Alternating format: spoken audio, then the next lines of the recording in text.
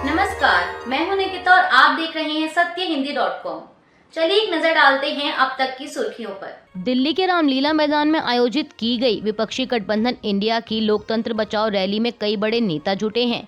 इस महारैली में एनसीपी नेता शरद पवार, शिवसेना यूबीटी प्रमुख उद्धव ठाकरे, समाजवादी पार्टी प्रमुख अखिलेश यादव, सीपीआईएम महासचिव सीताराम येचुरी, सीपीआई महासचिव डी राजा, पीडीपी प्रमुख महबूबा मुफ्ती, झारखंड के मुख्यमंत्री चंपाई सोरेन, टीएमसी सांसद डेरेक ओब्रायन सहित कई बड़े नेता पहुंचे हैं। इनके अलावा सागरिका घोष, अरविंद केजरीवाल की पत्नी सुनीता केजरीवाल, कांग्रेस अध्यक्ष मल्लिकार्जुन खड़गे, राहुल गांधी, प्रियंका गांधी और पंजाब के मुख्यमंत्री भगवंत मान भी रैली में शामिल हुए हैं। रामलीला मैदान में रैली को संबोधित करते हुए कांग्रेस नेता राहुल गांधी ने बीजेपी पर तीखा हमला बोला है। उन्होंने आरोप लगाया कि लोकसभा के इस चुनाव में बीजेपी मैच फिक्सिंग का प्रयास कर रही है और बीजेपी की इस योजना को पूरा विपक्ष नाकाम करने में जुटा है।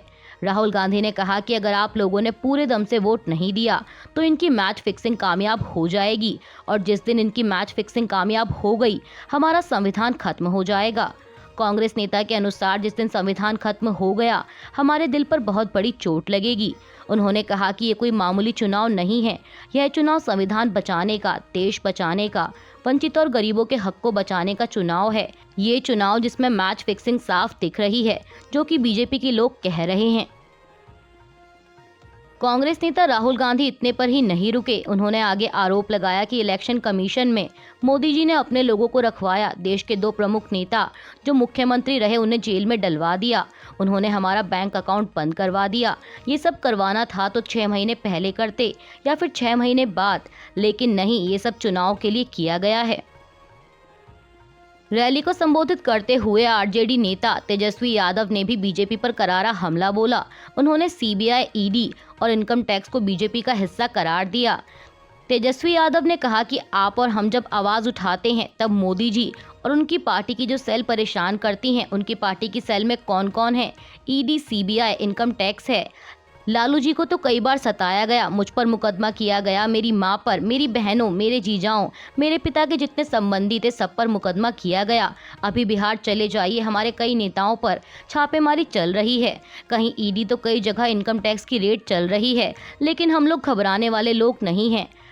आज देश में जिस हिसाब से हेमंत सोरेन और अरविंद केजरीवाल जी को गिरफ्तार करने का काम बीजेपी के लोगों ने किया है, उनको हम बता दें कि इनकी गीदड़ भक्की से हम डरने वाले नहीं हैं, हम संघर्ष करेंगे। आरजेडी नेता ने आगे कहा कि मोदी जी जिस तरह से आंधी की तरह आए हैं, उसी तरह हम तूफान की तरह उन्हें उखाड़ फेंकेंगे। आज हम यहाँ लोकतंत्र और संविधान बचाने आए हैं। इंडिया गठबंधन की रैली में शामिल हुई झारखंड के पूर्व मुख्यमंत्री हेमंत सोरेन की पत्नी कल्पना सोरेन ने कहा कि देश किसी भी राजनीतिक पार्टी या नेता से बड़ा है। उन्होंने कहा कि आज जो यहाँ जन समुद्र दिखाई दे रहा है, वह दिखा रहा है कि लोग जुल्म करने वाली ताकतों के खिलाफ खड़े हैं। वो ऐसे लोगों के खिलाफ हैं जो देश को बर्बाद करना चाहते हैं। उन्होंने कहा कि हमारा देश 140 करोड़ लोगों का है और आज एनडीए सरकार बाबा साहेब अम्बेडकर की ओर से बनाए गए संविधान में दी गई गारंटी को खत्म करने की कोशिश कर रही है, लेकिन हमें वोट देकर इंडिया गठबंधन को मजबूत करना है। दिल्ली के रामलीला मैदान में आयोजित इस रैली में मुख्यमंत्री अरविंद केजरीवाल की पत्नी सुनीता केजरीवाल ने लोकसभा चुनाव से ठीक पहले अपने पति अरविंद केजरीवाल की 6 गारंटी को रैली में सभी के सामने पढ़कर सुनाया।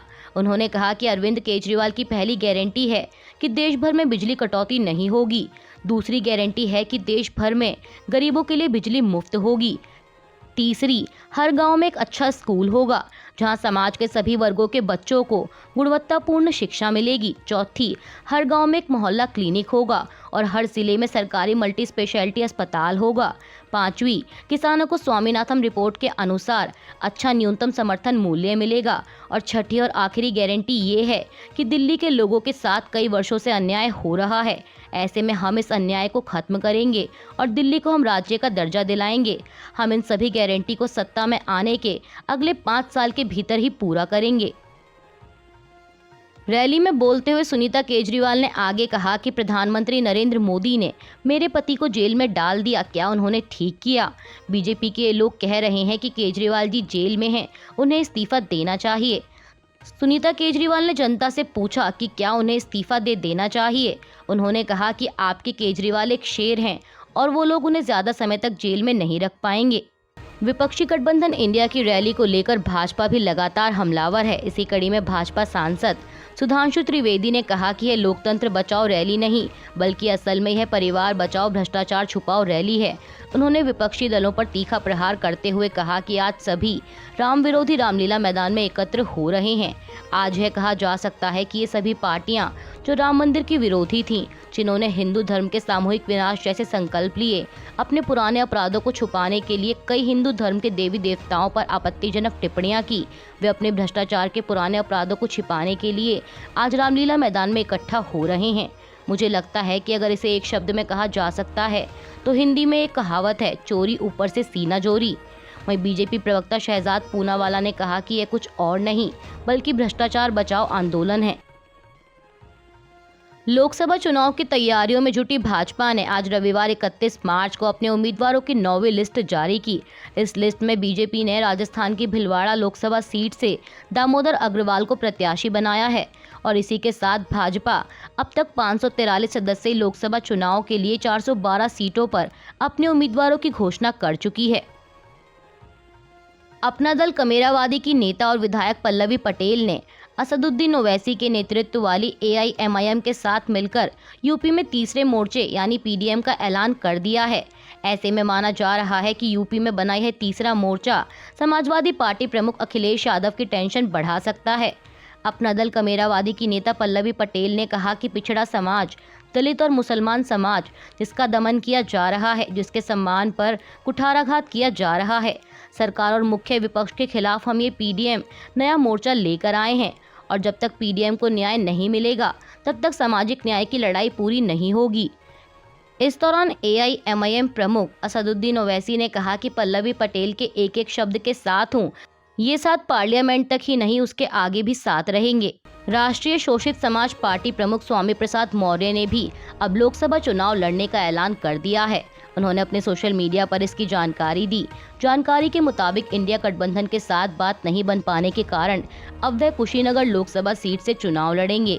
मौर्य ने अपने सोशल मीडिया पर एक पोस्ट में लिखा कि राष्ट्रीय शोषित समाज पार्टी के गठन दिनांक 22 फरवरी से लेकर आज तक निरंतर इंडिया गठबंधन को जिताने और मजबूत बनाने का प्रयास करता चला आ रहा हूँ।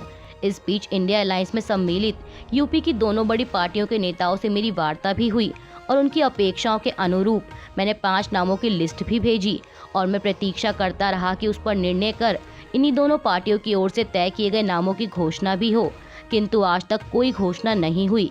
इसलिए अब लंबे समय के इंतजार के बाद लोकसभा कुशीनगर की जनता की मांग को देखते हुए कुशीनगर की जनता के सम्मान, स्वाभिमान व विकास का संकल्प लेकर मैं कुशीनगर लोकसभा के प्रत्याशी के रूप में वहां से जनता को समर्पित कर रहा हूं तथा देवरिया लोकसभा में राष्ट्रीय शोषित समाज पार्टी के प्रत्याशी SN चौहान होंगे और शेष नामों की घोषणा भी जल्द ही की जाएगी। प्रधानमंत्री नरेंद्र मोदी ने आज रविवार 31 मार्च को 1970 के दशक में कच्चातीवू द्वीप को श्रीलंका को देने के लिए कांग्रेस की आलोचना की।